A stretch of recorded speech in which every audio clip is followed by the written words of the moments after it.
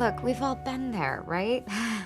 Letting our fear and anger get the best of us, intentionally expanding the borders of the false world we created. Mom,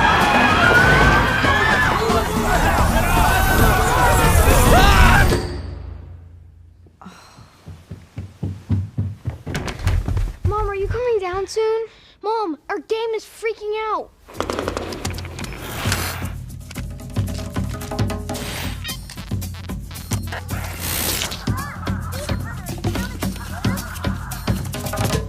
Is she asleep? Mommy's not sleeping, honey. She's just resting her eyes. Mom, my head feels weird. It's like really noisy. I don't like it. Resting her eyes. As punishment for my reckless evening, I plan on taking a quarantine-style staycation. A whole day, just to myself. That'll show me.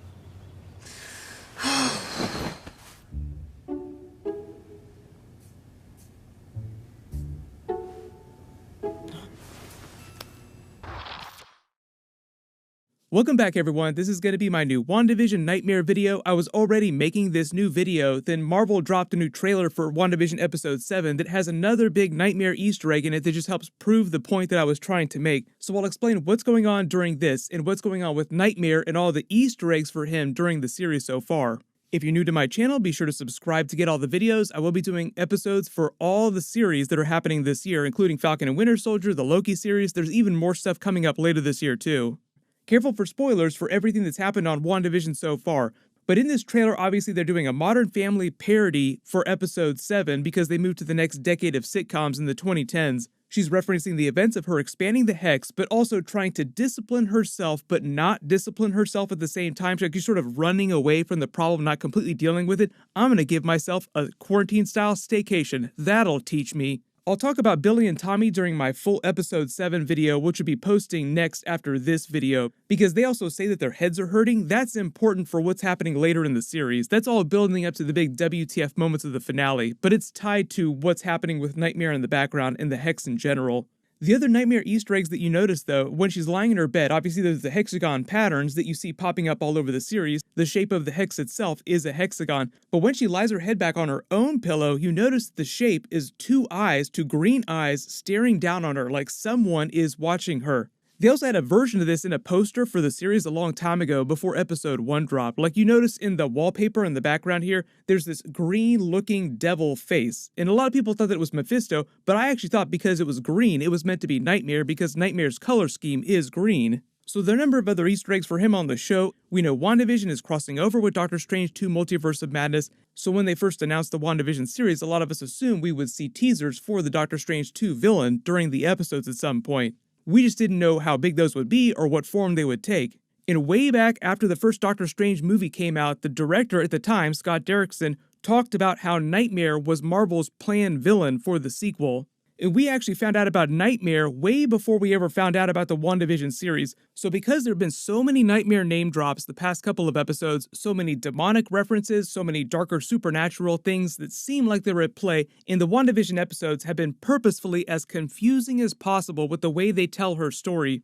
They really want us to think that there is something larger at play influencing what's happening with the Hex. And it's not just some simple boss-level power upgrade the Scarlet Witch got. As Evan Peters Quicksilver said during Episode 6, this is a long way from giving people nightmares and shooting red wiggly woos out of your hands. Obviously, also a reference to Nightmare, but also a reference to her boss-level power upgrade. The composer for Doctor Strange 2 said that she has a lot of darkness in her, and a lot of the darkness in her comes from the terrible things she's experienced, all the trauma that she's been repressing this whole time. Obviously, until we have our full House of M moment where she explodes, she goes full-blown crazy. There's even a funny interview clip of Elizabeth Olsen basically giving away the plot of WandaVision years before she knew that it was going to be a series. She said, "Oh, Marvel's never going to do this, but I would love to do this." I mean, my favorite is House of M, but that would never happen.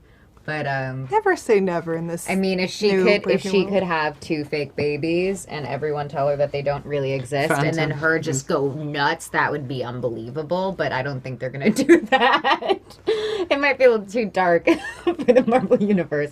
When she loses her mind, it's my favorite thing in the comics. Make all the jokes you want about her going full spoiler bros and giving away the plot of WandaVision, but to be true, that was actually long before they'd ever planned to do the series, so technically she's not spoiling it, she's just saying that that would be her favorite story to do.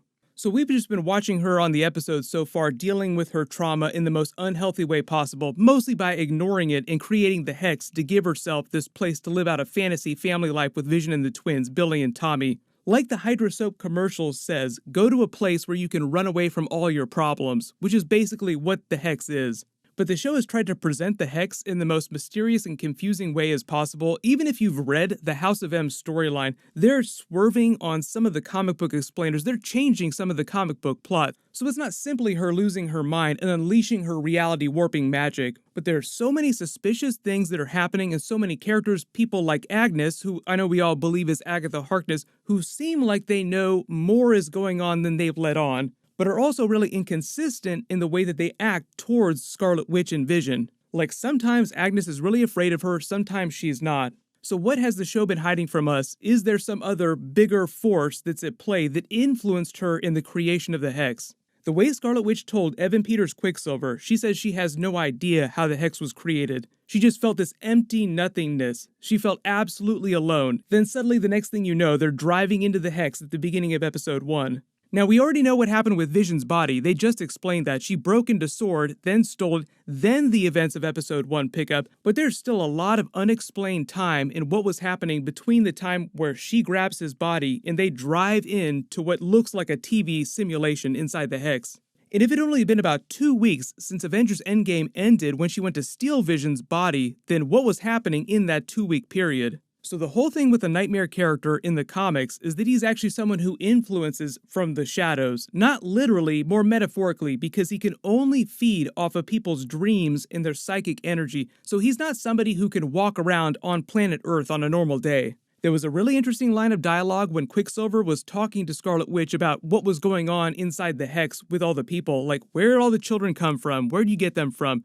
Then he proceeded to talk to her about it as if he knew exactly what was going on, like, oh, all their personalities are there underneath the surface, families are together, husbands are with wives, people have better jobs. And he basically said that the people that she doesn't need for any given scenario in any given episode are basically just kept in stasis in their homes or in their beds, asleep.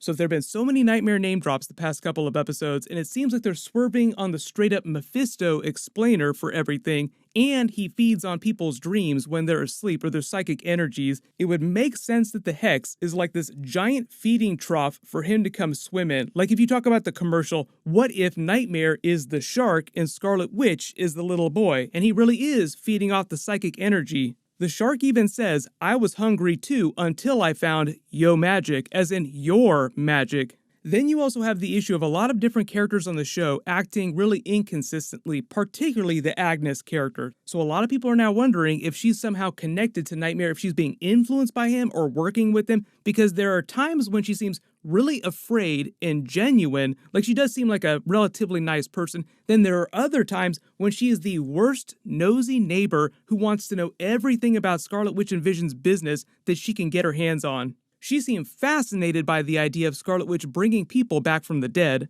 but why did she avoid going in the house when Scarlet Witch was giving birth to Billy and Tommy? That was one of the only times that she didn't try to barge into the house, and you would think something that big she would try to go into the house for. Also, you may have noticed that she's not always wearing her Agatha Harkness pin from the comics. That's basically what that brooch is supposed to be. The first couple of episodes, that's why they wanted you to look at it and say, oh, that's probably Agatha Harkness because she's wearing her pin just like in the comics, and she's dressed like a witch in the Halloween episode, just like Agatha Harkness was a witch. Usually the connection between Agatha Harkness and Scarlet Witch in the comics is she's been something of a mentor to her, helps her learn more powerful magic, or helps her with really supernatural problems, or she's even a nanny to some other characters. Like Agatha Harkness was the nanny of Franklin Richards, if we're talking about big Fantastic Four connections.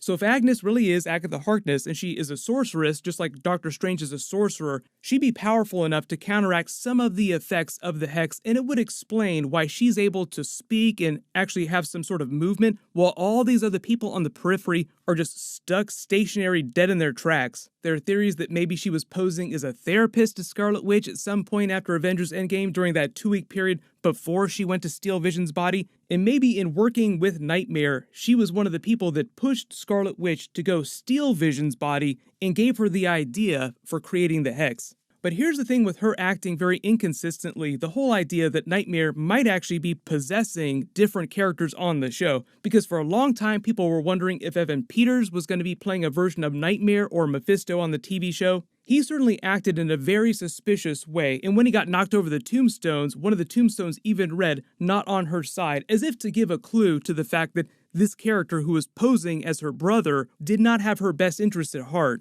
So the new theory on the show is that Nightmare may be possessing different people's bodies, hopping around, like going into Agatha Harkness's body, and what he's really trying to do is push Scarlet Witch over the edge to purposefully expand the Hex to encompass the entire Earth, because while he can't cross over into Earth's dimension, because that would alert someone like Doctor Strange, or he just doesn't have the power to do that like he doesn't in the comics. So I know we're all wondering if she's going to be creating more X-Men mutant characters in the MCU because of the way they explained how the barrier, the reality warping magic, changes people's DNA, mutates it.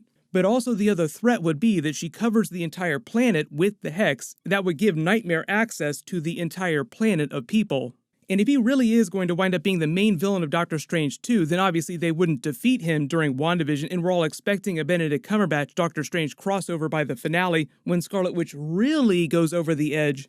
But again, the whole idea here is that it's Wanda that's doing all these things, but she's being pushed over the edge, she's being antagonized for the purposes of expanding the Hex so that Nightmare can eventually cross over into our dimension fully.